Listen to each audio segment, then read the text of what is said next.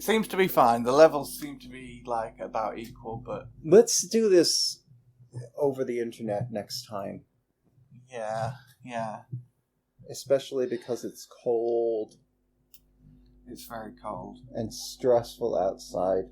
Welcome to Bleeding Tree Gaming. Hello. This is the Treecast number 8. I'm Aimee, aka Warp Fiend. I'm Tammy, aka the Autumn Witch, aka the Sister of Prattle. I'm Peter!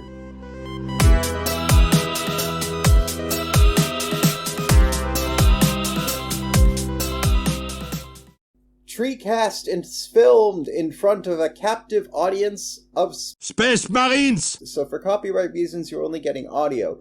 We also do a YouTube video with some Auspex Tactics style graphics, but we're trying to stick to being a podcast for these podcasts so we can distribute through Acast, which hits the big 6 on screen, and you can listen to us on Google Podcasts or Job Podcasts. Or any other sort of thing. Of course, we don't just do a podcast. We spend most of our time swearing at computers whilst editing hobby videos. Yeah. So... Or swearing at minis while painting minis. I mean, swearing at everything, really. Swearing. Yeah, I swear too. I'm a normal boy who swears. Don't forget to like, subscribe, click buttons, and do all those things. And okay. We appreciate your support. That's presuming that they give it to us. If not, they can, go and do horrible things to themselves with my blessing. Mm-hmm. I don't care what they do. Anyway, so hobby progress. First up, let's flaunt what makes us great, or has made us great this week, although... No, not yet. Okay. Get a room, you two. Knee, fist bump your knee. To explain to the audience, we're currently running on a system where Peter is directing, but I'm moving the slides forward in the slideshow, so...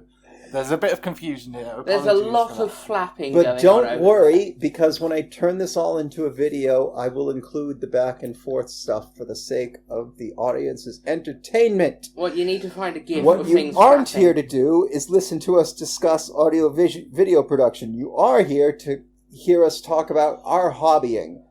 Yes. If you want to see what we're up to on a minute-by-minute basis... Steady on. You need to start buying us food. If you want to see what we're up on a day-to-day basis, we've got various social media links you can probably find more information about. Also, you can ask us questions there, because that's good for our algorithms. Yes, yeah. And if you do want to start buying us food, then I'm sure... We can arrange giving you minute-to-minute updates. They might not be that interesting, though. So. See, I'm not sure if I trust the general public with that much power over us. Yeah. It'll be an exclusive contract, I presume. Capitalism. If you send a forklift truck full of chocolate to us, then you will get every progress report possible known to man.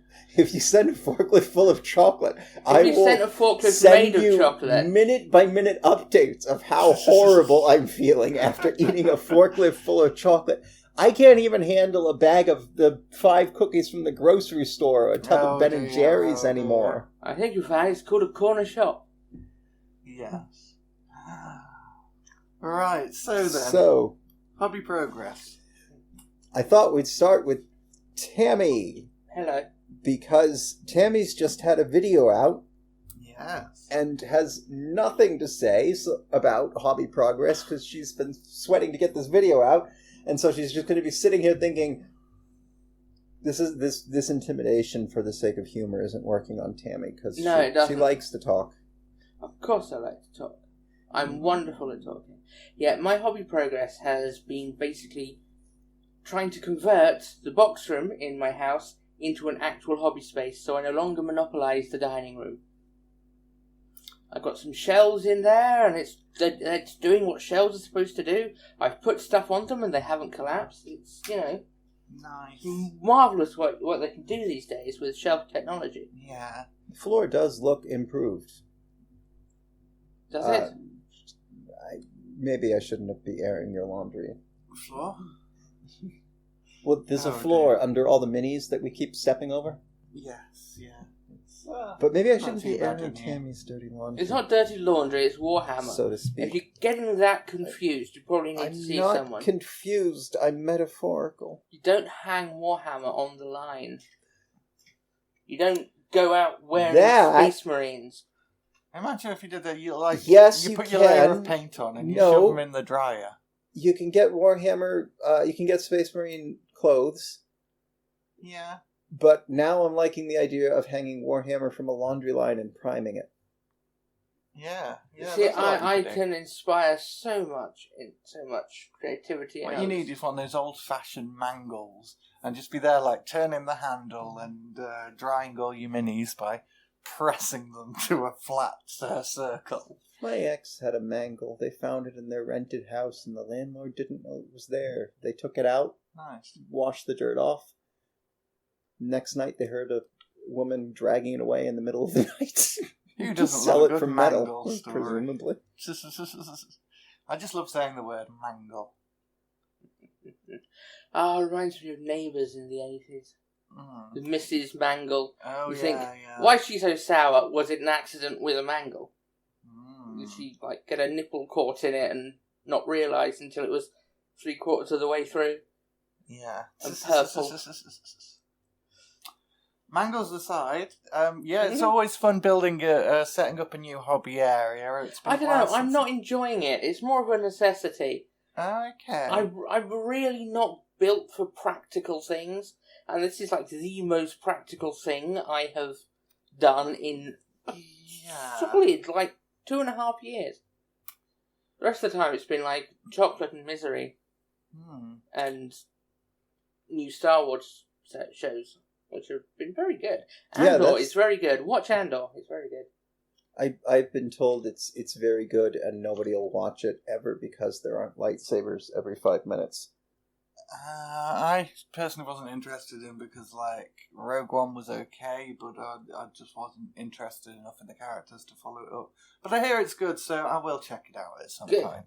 Also, the friend who's become a comedian doctor said he really didn't like Andor, and the friends list was negging him and picking him apart until he reposted it as I'm a contrarian. And I thought Andor was good, I just didn't enjoy it, and I can't work out why, and that makes me mad, or something to this effect. Fair enough. It does get darker than a lot of Star Wars content. Yeah, that was the fun criticism of Rogue One, is people kept saying things like, it's so strange to see a Star Wars movie that's set during a war. What? Wait a minute. I mean, the original trilogy is basically taking time out from the war to do other shit. In The Empire Strikes Back, they get off Hoth, and then Luke goes off and goes to school with Yoda, and then the Millennium Falcon takes months, obviously, to get from one star system to another at sublight speed. And then in Return of the Jedi, the first quarter of it is them going and rescuing Han out of Jabba the Hutt's fridge. Yep. Speaking of the fridge, I was gonna say, you read where I was going. Amy, you're a professional painter person, aren't you? You're a professional painter person, sort of. Person. Well, at least you can paint to that standard anyway. I mean, I paint for companies, I paint for people, I paint for videos, sometimes I even paint for myself. I doubt it. The last couple of months I've been, out of the models I can share, there's 3 that I've put here, which are 3 that I've done for Annie at Bad Squiddo Games, and there's a lovely Grim Reaper I'm really fond of, and then the Shaman and Apprentice models. However, I've been doing a big series of commissions for Great Escape games that I cannot share anything about until they're released. But honestly, I'm super hyped about, so keep an eye out for those. Some fantastic minis, and the ones I think the most I can say is that they're kind of the sculpts are based on real people, which was very interesting, new challenge for me. These ones, they were just some fun projects, really. There's nothing too special I can talk about. I didn't go wild with any of them, but they're just cute models, and I had fun painting them. I like the Reaper the most, as for whatever reason it's the only one I can see. That being said, I have a phone in front of me with the same slides, so I can just... Yes. But the use of purple and non-metallic metal rather than the traditional black... The Reaper does look very jolly as well. Mm-hmm. Jolly Reaper. He is surfing on a gravestone. That's what we decided. Nice. I don't know if you thought that up or Annie thought that up, but I can't imagine either of you ever believing anything else about this character. Yeah, that's about right, to be honest. Yeah, so I've been busy, but I can't show you much of it, but here's some fun stuff. Pick it up from Bad Squiddo now. Okay, hobby progress. I've had none. But I've got to speak for myself now. This hasn't been a great 2 or 3 weeks. My big hobby progress was the Martian Iron Earth bases that are utterly ruined by the projector we're looking at. Don't diss my projector. How do they look? They're not suited for this style of... The colouring is lost. It's coming through pretty well for me, but I don't know if it's where I'm sat in the room. Well, it could also be that I need glasses. People watching at home won't yeah, you look at the Iron Earth bases. Haha. Why did my notes disappear? And they've got blue in the cracks. You painted blue. Yes, that was a whim, and I love it, and you'll never convince me I'm not supposed to do it like that. No, absolutely. That's the best way of doing it. I'm doing this for a video that will include the dramatic time lapse, even if I don't have the footage quite the way I fancy. want. I made my computer take a picture every so often and then left it going for 12 hours. Started making the next of the terrain coasters when I should have been making the next coaster video segments. Oops. Oh well. But I wanted to try the basing rollers because I haven't. And then the most pressing thing is I want to work out a color scheme for my 6th edition Chaos Cultists. If you're seeing the picture that I intend to show you, the feller on the right is the just wearing trousers and no shirt on guy, and I'm happy with the coloration and vibe of him. So the feller on the left is the everything orange or everything disgusting rotten brown, and I'm not happy with that. It needs more variation. Yeah, it looks good to me. I'm again, this might be the projector, but I'm seeing blue and yellow as a contrast, which makes me think of Zinchi. Yeah, we have Poxwalker as the Nurgle cultists-ish. We have the Eyes Wide Shut Chaos Cultists that I'm assuming are the Slaneshi ones, and we're getting Jackals as the Corn Cultists, so I like the idea of these looking a bit Zinchi, and the army I'm basing it on, somebody else's army, was done up a Zinchi way. Cool. I did my Zinchi Cultists out of the Karak Acolytes. They were perfect for that. But yeah, all looks good. You made a load of progress. Yeah. So onwards. News and drama. Just because standout news is kind of the purpose of these podcasts, we have stuff to say about current events relevant to our hobby. Yes. So since we last time we spoke, we were joking about the Hobby Bits group drama thing, whatever. Spiky Bits. The Hobby Express Bits. Now we have Speed Paint 2. And they have celebrity hobby YouTubers. And they're mitigating the reactivation, I guess. To be fair, they haven't got them because they're hobby YouTubers. It's because they also know what they're talking about. Yeah. I mean, you've got Dana, who's worked in numerous visual art forms. You've got Goobertown Hobbies. The guy's like he's like a PhD scientist. Is he? He's like a chemist, I think. Yeah. Yeah. He knows how all the shit works. And you've got Ninja, a medical supply salesman. Yes, yeah. Who also went through tedious and laborious testing of the paints before to make sure he wasn't going crazy when he said they were bad. And then there were two other people that I don't recognize. Sorry, two other guys. Watch it, paint it. They'll be on the slide. Watch it, paint it. Maybe I'll even cut in a clip of me saying their names. Watch it, paint it. Yes, but make sure it doesn't actually fit in. Watch it, paint it. With the actual wording that we're doing now. Make it sound like it was put in later. Watch it, paint it. Just like that extra little... I'll call my mom and see if she can read it. Watch it, paint it. Okay, there we go. But yeah, I guess speed paints too. Watch it, paint it. So I guess Could be on the lookout for those. It's not going to completely remove the reactivation. Well, aren't they sort of leaning into it? Watch it, paint it. I don't think they are. I think they're trying to get rid of it. And I think... So, I'm on the fence about whether it's a good or a bad thing.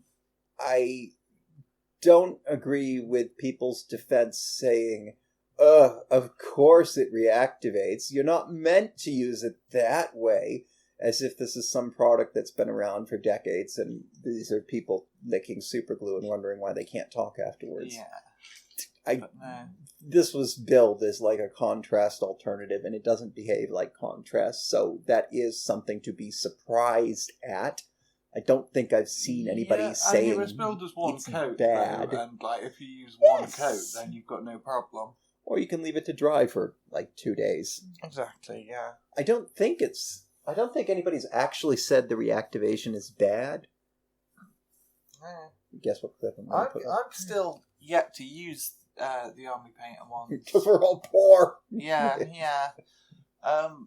But no, I've heard nothing but good things about them, reactivation aside, so I don't know, I'm sure there's ways you could use that in painting, like maybe you can do like a kind of...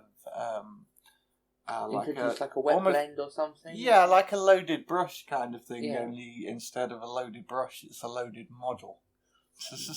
I think the Eons of Battle mentioned they like to use it a bit like an oil wash that they can reactivate with water instead of turpentine, which seems awfully convenient. I know with the Chaos Cultist a few slides ago, the boots I liked doing by putting on contrast and then wiping some of it off with a damp Q-tip before it dried. Cool.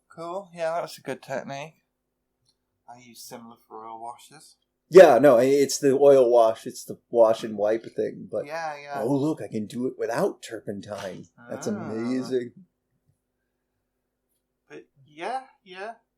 So new paint. New paint. Do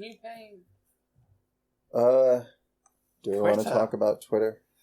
I guess we should talk about Twitter, because it's affected a lot of people in the hobby who are on there. We all use Twitter to promote ourselves along with Instagram. The Twitter changing of the guard has gone really rocky, and so far there's been only one known formal legal challenge, which is you can't fire me by email with no severance thing. And because that's illegal in my country, and so I had a technical perspective that it's either going to go bankrupt, it's going to be like Yahoo and Tumblr where they sell it for way less than they bought it for. Okay. Or their settlement with the FCC from years ago about protecting users by making sure their code is good will then be enforced. Twitter usually got around this settlement with the federal government by hiring security regulators to audit stuff. They have since been laid off, and because, as the guy put it, programmers know what they're doing, they don't need auditors. So they might be in violation of a court order. Who knows? Oh dear! I'm sorry. It's I'm trying to yawn in the middle of the podcast, but this is my response. It's a good response to me on a monologue. This isn't supposed to be a talking head, and I'm turning it into one. Well, it's the whole thing's just been a whole lot of drama. Like, a couple of very obvious things have changed. Just like, the main things like the verification system and stuff. And there's been a lot of, just a lot of chaos and shouting and that. To be honest, I'm not a great social media user. I just kept with it and just ignored all the stuff I don't like. But there's a lot of people who are very invested in it who seem to be leaving. I think I've lost a few hundred subscribers in the last couple of weeks. I mean, I've always had a bit of a blind spot with Twitter, as social media goes. I'm fine with other social media, it's just my brain doesn't seem to click onto Twitter. Mine didn't for ages. I only got into it a couple of years ago. I don't know how long I've been using it, but I think I don't think this is going to be the sky is burning, Twitter is gone tomorrow or next week. I don't think we're going to wake up to that. I think we're just going to, if Twitter goes away because of this, it will be that a year from now, we'll see some joke we made on Facebook about Twitter, and the Facebook will go, hey, remember this joke you made a year ago? And we'll be like, oh yeah, I haven't checked Twitter in 11 months. It'll just be something where people stopped using it and they forgot they weren't using it. Yeah.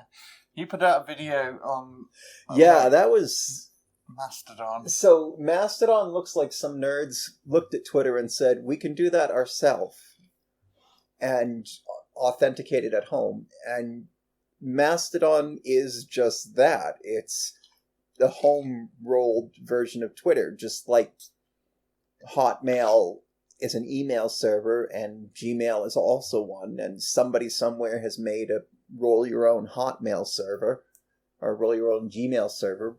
Someone has made this Mastodon thing. The big difference is that every Mastodon server knows how to read tweets on other Mastodon servers. So, when using Mastodon, you can technically interact with people from all the Mastodons everywhere, because they can see each other.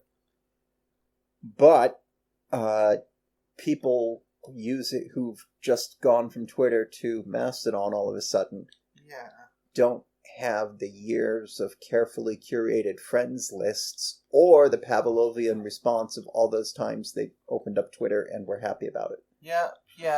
I can honestly say I've never opened up Twitter and been happy about it. What's trending now? J.K. Rowling. Oh, great. What's she trying to do? Have me deported? Stuck in a concentration camp? However, they've changed something about the hashtags, and I don't know if it's a recent thing, but I always see a Warhammer hashtag is trending when I log in, and I don't know why. I think it was Custodes this afternoon. We were trying to work out how to integrate this section into the context of the hobby. So, the long and short of it is if you... Are we recording? Yes. The long and short of it is if you want to continue your Twitter-like hobbying, there are Mastodon instances or Mastodon servers. Someone made one called Warhammer Social. Yeah. People kept saying they couldn't work out how to use it, and I couldn't find anyone who could explain what that meant beyond...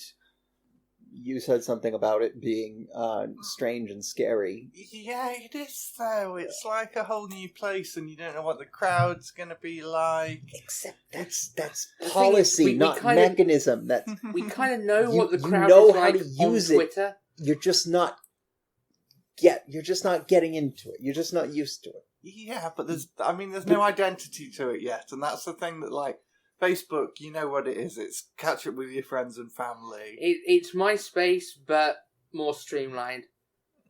Kind of. Twitter, it's like you've got your quick thoughts, and people are all trying to, like, compete for some kind of clout in it. But I feel saying Tumblr, I don't know how to use it feels dodginess. There's like lots of people discussing how to raise pet clowns and the way that they can and the best method to store all those shiny rocks you find in the woods. But I feel like saying you don't know how to use it or you can't work out how to use it, from an engineering perspective, that feels like you can't make the buttons work, which was... It's not from an engineering perspective, it's from a social perspective, and I think that's policy, not mechanism. Everyone sees it as like you're going to a new nightclub and like you buy the drink. You don't know if you'll know anyone. You say hi to strangers. So you decide to go back to the one where the bouncer tries to finger you in the toilets, and you always have to cover your drink because someone's going to stick something in it, and it's not drugs. That's a very graphic way of describing it, but that's Twitter. Yeah, I guess. I think the last nightclub I went to was the one that always scans your ID. Gee, why haven't I been out that much in like 2 years? Plague! Yeah, I'm just old. No one can see me, but hey, you don't get to be old until your birthday, because that makes me old as well. I'm 40 in 2 weeks. 2 weeks today. I'm not 40. Yeah, sure. I stopped counting everything at 25. Fair enough. Right then, shall we move on? Well, speaking of the policy mechanism breakdown that I keep hammering on... Can I throw something at you? Stuff? This week? The main event! Watch it, paint it. There's a main event? This is really just a break talking head segment. This is not supposed to be... This is really not supposed to be a talking head segment, because that would be dumb. Yeah. So it's a discussion about... introducing our games to friends and family who think Risk is an elaborate game. Right.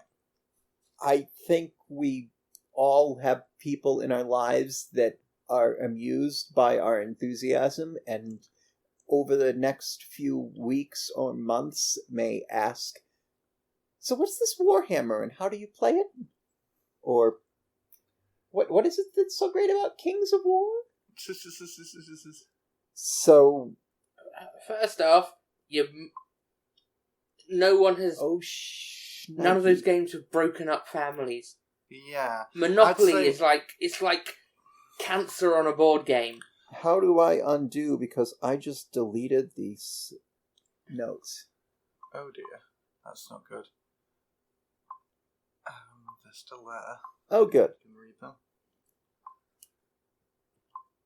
But yeah, I think basically, me and Tammy, I don't think we're ever going to, like, personally I can say I don't think I'm ever going to get my family, other than my brother and sister-in-law, into Warhammer. Definitely not my parents. I don't think I'll ever be playing any kind of board game with them in the near future. It's just not their thing. Like, I think they'd be bored to tears. Yeah.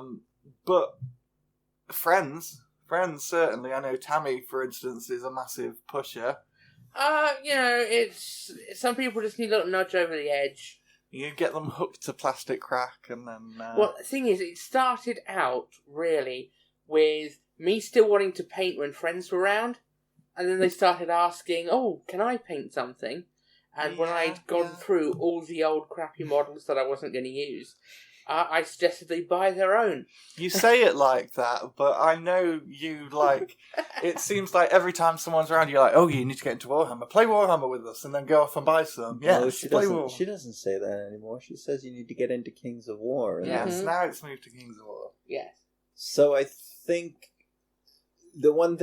something I wanted to mention was the concept of what my brain calls literacy with video games. Okay. In that if you sit your grandmother down to play Quake, because she wants to see what this Quake thing is, and or whatever game we're playing these days. Factorio. She wants to see this Factorio thing, which is much more difficult. So we're going back to Quake for this analogy. She'll end up somebody who isn't used to playing video games and just tries something for the first time will end up getting confused about like letting go of the movement key when they want to stop moving. That will be that will go this like I get what you mean, that kind of basic literacy. That when you encounter a locked door, you have to go find a key. So in my head, in discussions with other programmers about video games, I've referred to this as literacy in video games, so I would like to introduce the concept of literacy in tabletop games, of this sort of basic level of how to interact with the rules that we're familiar with after playing 4 or 5 of these things. That makes sense. But might be like a big cliff for somebody, for mom to jump over when you pull out Mice and Mystics. Go on then. Let's hear about your. Well, that's pretty much it. That's the illustration of literacy. I think if you're trying to do this with friends and family, I think there's 3 reasons you might want to do this. You might want to interact with them, or you all might want to interact with each other, and this is convenient. This is great. You might have this wonderful thing, this wonderful experience you want to share with them through this sort of thing. Or you might have landed on this game that is so different from other war games in obvious or subtle ways that you want to introduce your family to it for the obvious or subtle differences. Mm-hmm. And I would guess, based on my past experiences, keeping which of these interaction, sharing, or introduction, which of these is your focus is useful in worrying about which parts of the rules to emphasize. Rogue Trader suggests, because Rogue Trader is the introduction to Warhammer 40,000, where it started as a role-playing game, and the way that I think that this would work is if the game has a games master. If you act as games master, small battle, you add some character, some flavour to it. That's interesting, Then they can sort of get into the mindset of, even do the voices for the orcs and the space marines. You have like a 50 power game or 25 power game, couple of squads and a character. So basically what happens when you walk into Games Workshop in the 90s? Yes. Yeah. I mean, it worked. They still do that a lot today. I mean, like if there's only one person coming to test it, they'll play against you. Quarter century later, and that's how I like to introduce people to. I know from when I was actually applying for a job in Games Workshop that I didn't end up getting. I did kind of like study the way they talk to people and like run people through games. It was all part of the interview. It's a very extensive. God, they're cheerier than Mormons when they approach you with the sales pitch, aren't they? Oh yeah. You have to be like. When explaining rules.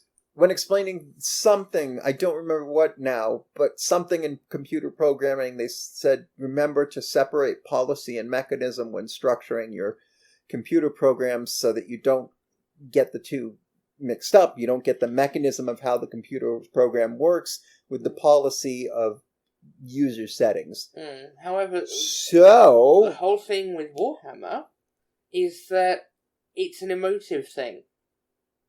But when you're explaining how to play Warhammer... But the appeal is the emotive thing. Why should you play this war game? It's definitely an emotive thing. But when you're explaining how to play Warhammer, you can tell people this is how a plasma weapon works. Yes. This is how a flamer works. But you shouldn't say... This is how a flamer works, so only use it. So you only use it up close. You say, this is how a flamer works, and you can't then add on to the rules. You can't add on to the mechanism, the policy of only use it up close. Don't mix strategy with the regulation of how to interact with the system. But you can say, if for a purely fluff reason you want to fire it in the air screaming, you can do that. Not when you're explaining the rules, Tammy. The idea of the rules explanation is to let people know how to interact with the game. The rules. But if you get distract them with the 13 organs of a space marine when they want to know how to roll dice.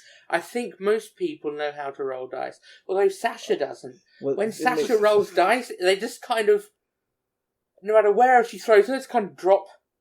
Oh, my D&D game I don't know if you're trying proves that I cannot roll dice to save my life. I don't know if you're trying to wind me up, but this is great. Yeah, don't do what Tammy do. No, do what Tammy do. You kind of just need it's like teach them how to play the game. It's don't like try to teach them how to play a dog tablet in how like you a bit think of it ham. should be played. Yeah. Now I get your point though, in that like you've got to be able to separate the different components of the game, and when people want something explaining, they want that kind of that kind of area, that kind of concept. Yeah, so I mean, in any other thing, I might say teach the rule book, not the lore. Except, with Warhammer, the 3/4 of the rule book is lore. The lore is an important part of it. Yeah, it's the appeal. But then they will be into lore if they want to play the Warhammer game. Yeah. Help them play the Warhammer game.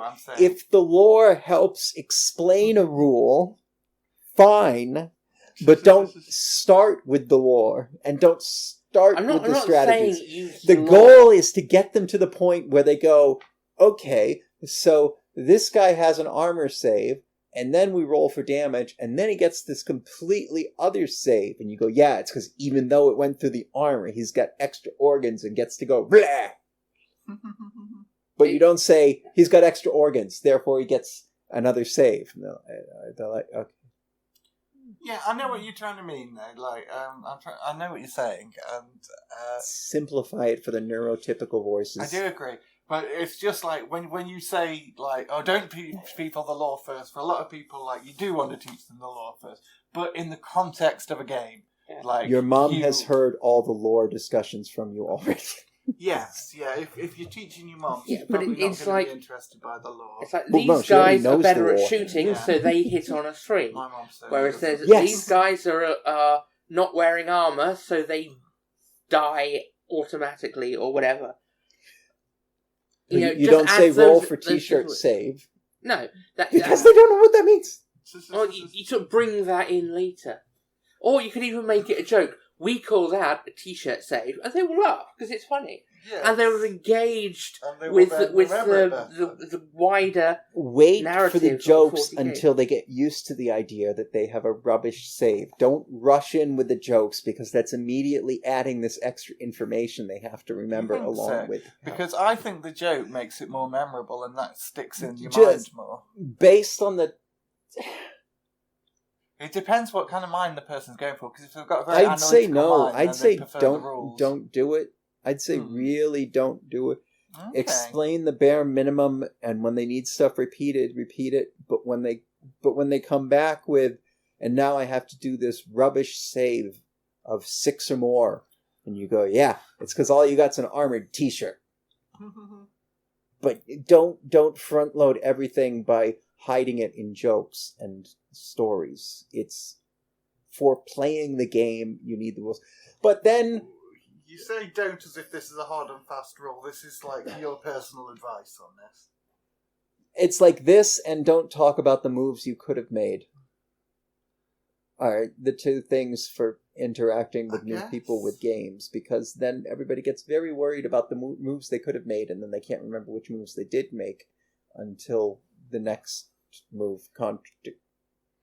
I mean, if we're talking about this in the whole concept of a family gathering around a table, I mean, they're mostly going to be drunk anyway. It's going to be Christmas time. So, are we interacting with each other?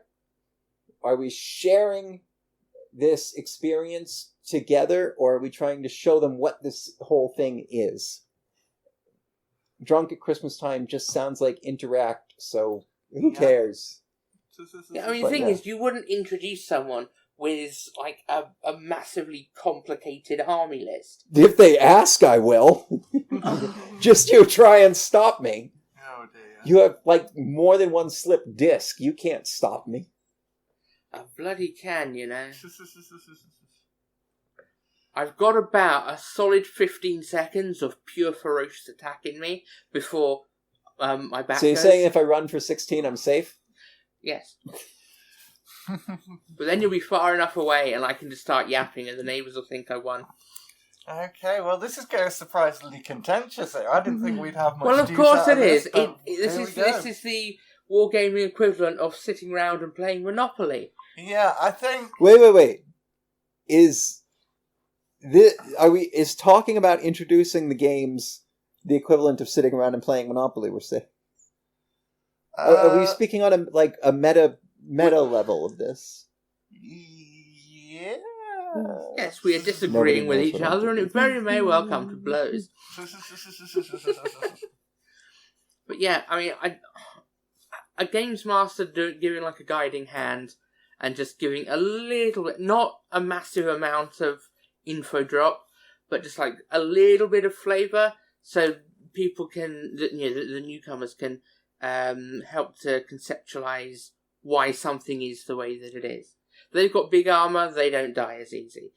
They can shoot very well, but if you hit them, they die because they don't have armour. That kind of thing.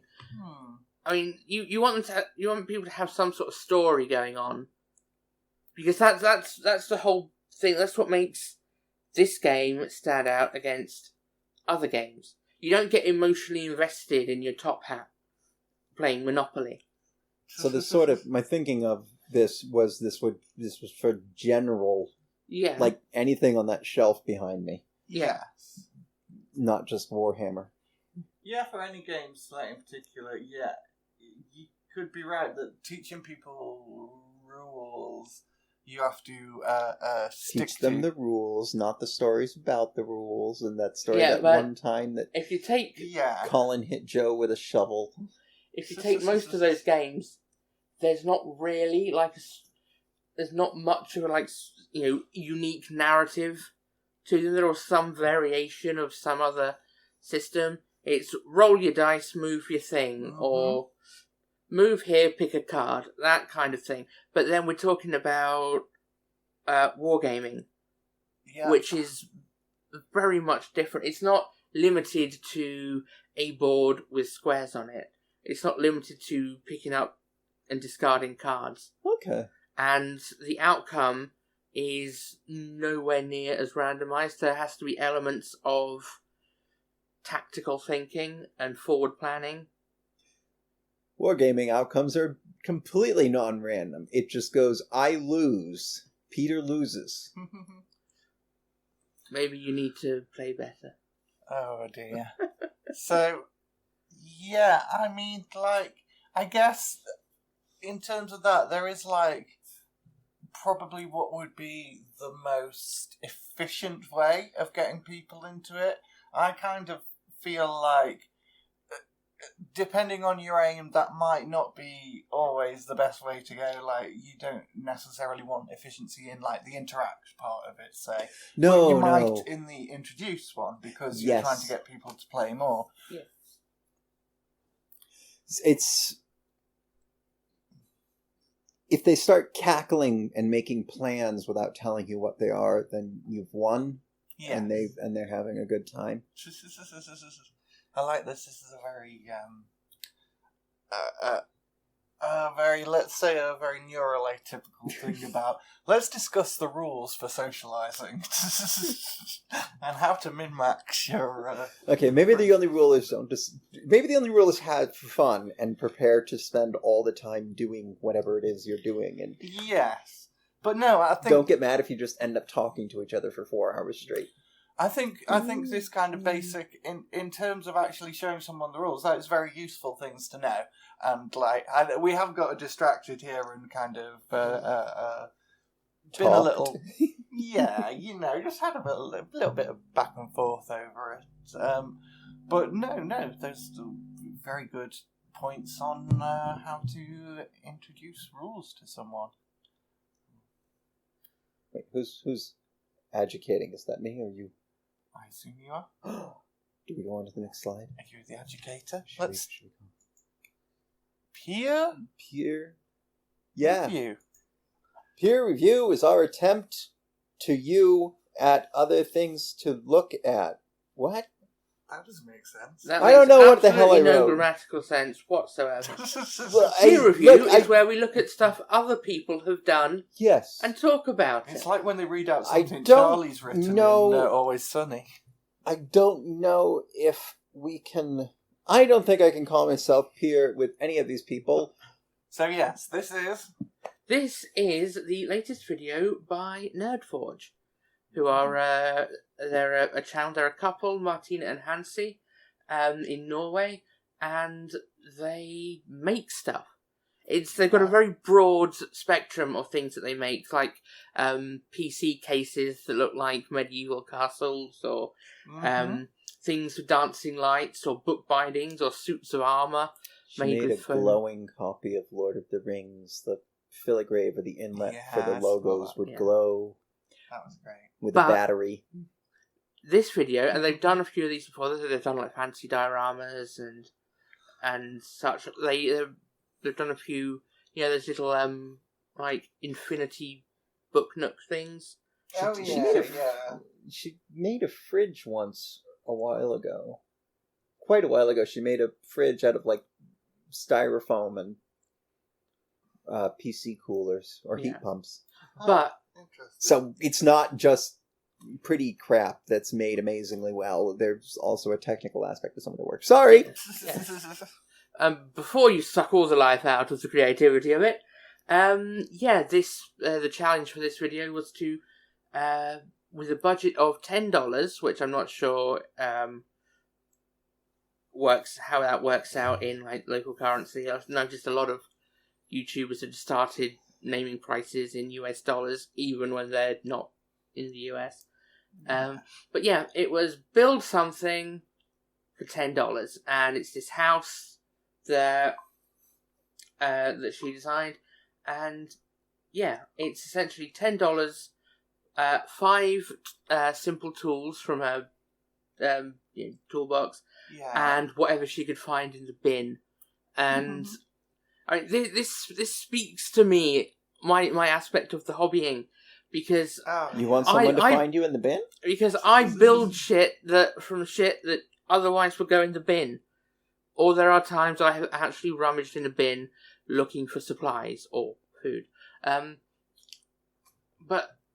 yeah, and this is they are a big channel. I mean, there's only 2 of them, but they've got their own studio. They they seem to know what they're doing. Yeah, they've built up their channel. They make a living from it, and they do this. A lot of channels, they reach like a certain size, and they sort of step away from the type of thing that you, the viewer, can actually do. Like whether you don't have the space for it, or if you don't have the money for it. Whereas this $10, which you bought glue and paint, and the rest of it was things she had in her toolbox and things that she could scrounge, scavenge, or pull out of a bin. So yeah, it's really a nice result. It's this lovely kind of medieval European, like churchy, taverny building. It's very nice. It's definitely like a medieval fantasy village type thing. Yeah, perfect for the like building role-playing games, or games of Kings of War, maybe, or Warhammer The building Fantasy. is far too pretty. The building she has made is really pretty. I want to make sure to say nice thing at some point. Sorry to interrupt with. She's also it's also modular. She can take it apart and put lights in it, and you get the little like. Okay, now LEDs. I really want to watch the video. So yes, you must watch this video. Okay, I'll do that instead of watching your video. Okay. Oh dear. Kidding. You've already watched mine numerous times with different IP addresses, I'm sure.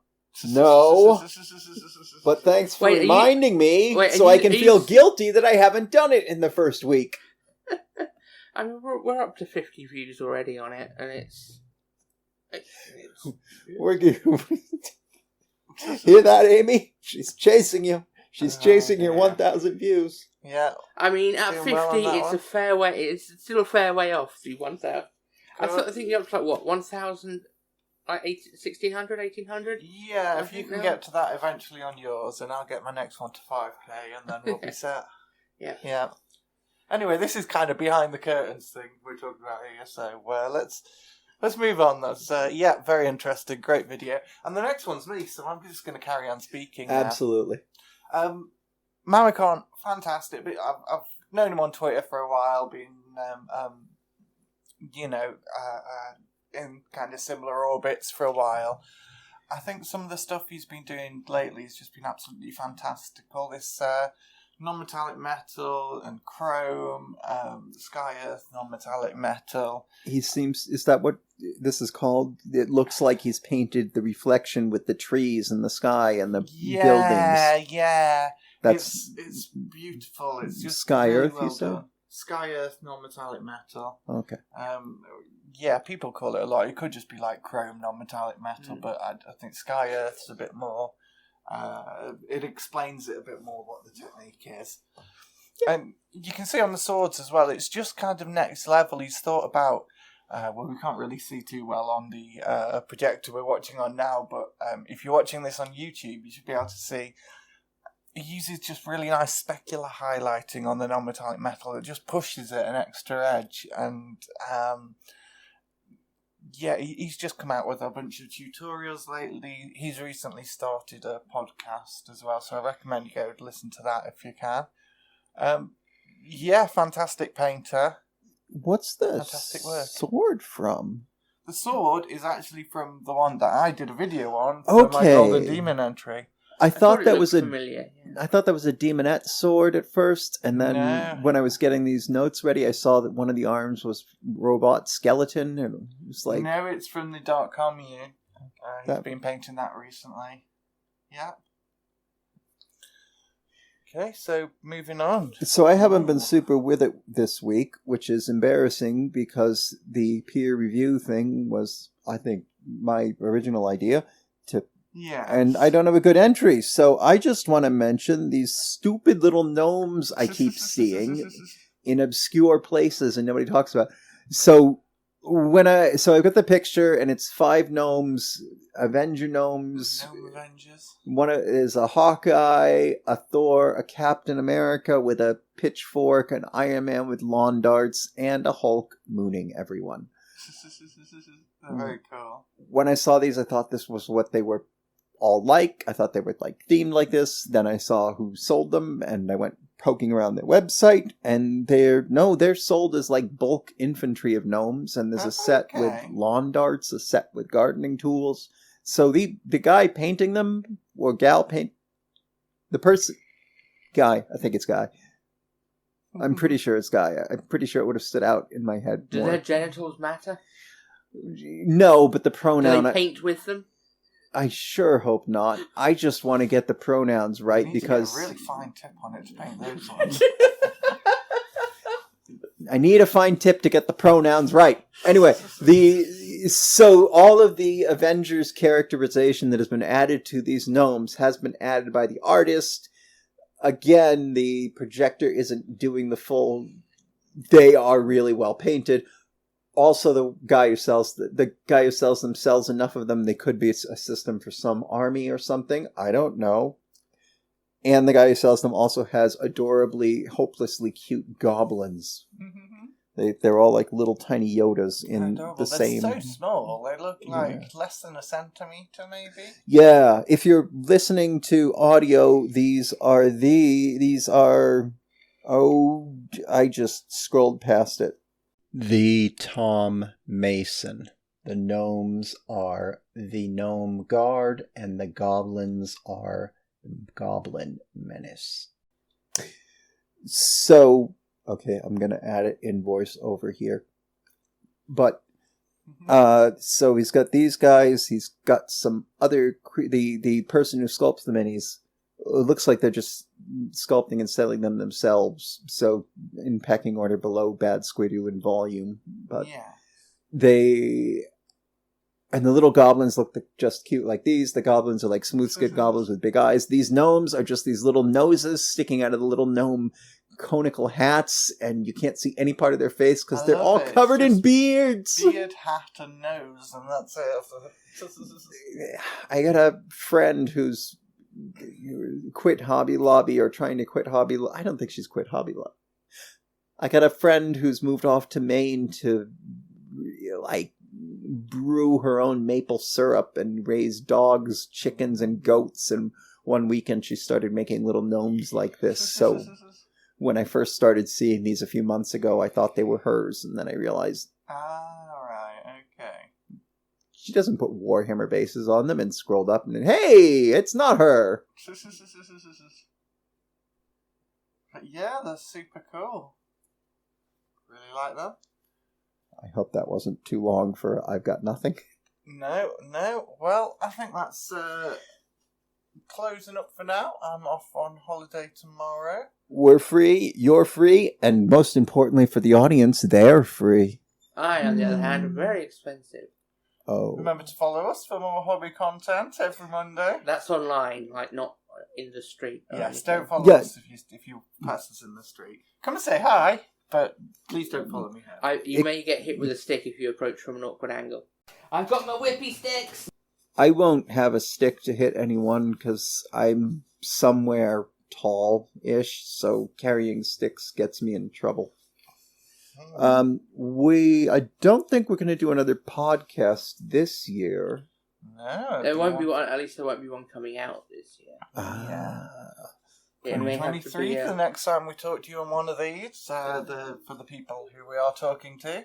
But we do have schedules and plans to trickle out materials with our lovely voices, or whatever flavor of voice we have, to try and keep y'all entertained. So you should subscribe and see if we can do it without killing ourselves, right, Aimee? Yes. Don't kill yourself for your hobby. Sorry, don't kill yourself for your art.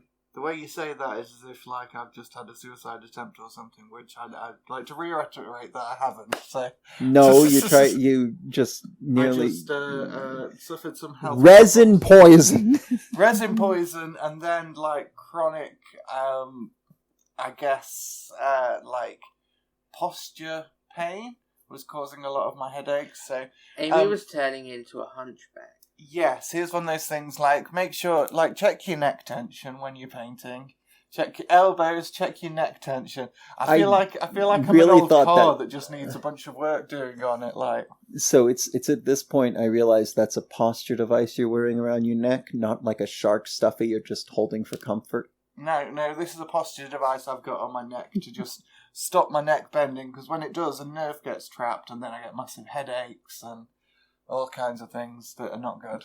Getting old sucks. Can't I just be young and hide in my room forever? The thing is, that's kind of what we did, and then realised we got old. Yeah, it's the hiding in your room forever that's the problem. You need to go out and exercise, and don't just sit there in one position with your neck craned forward. But yeah, this has been fun. Got plenty of videos. I'm looking forward to my next one, which is going to be in the next month or so. Mine is Old Hammer again, which seems to be quite popular. Fine. But I've got my bases. Next week, you should see time-lapse of paint drying. But it's crackle paint, and it goes really thick. And the 12-hour... I've got... Fancy one of you time-lapses. gave me hiccups. Sorry. But no, really, look, if you've ever wondered how crackle paint looks when it dries, I sped it up to, like, way over 60 times speed. Definitely looking forward to that video. Yeah, check it out when it drops. I made a good video for once. No one will care, but I made a good one. I'm proud. Yeah, so we have been Bleeding Tree Gaming. Thank you for listening through to the end, if you have. They haven't. If we get to 1,000 has. subscribers, we will explain where the name came from. Yeah. No, Tammy, don't say it before then. I'm not going to. I just think they might be very disappointed. But they'll have the answer. So go out and like, make up fake YouTube accounts and subscribe and get all your friends and family to make up fake... No, actually, no, just get your friends and family to watch it. Or there's no need to be fake. Just watch for it and tell other $8, people to you watch can pretend to be Elon Musk on Twitter. And just say weird, crazy, stupid stuff, and people will think you're him. For $8, you can pretend to be a insulin company. Pretend to be Elon Musk and tell everyone... tell everyone to follow Bleeding Tree Gaming. No, tell everyone not to, because people do the opposite of what Elon says. Yeah. Okay, so... Fuck Elon. We've been Bleeding Tree Gaming. You're going to be Elon Musk. Good night. Thank Good night. I can see you really want to go. I wasn't sure if I should can make you a just joke shift? about I it. can't. Watch it, paint it.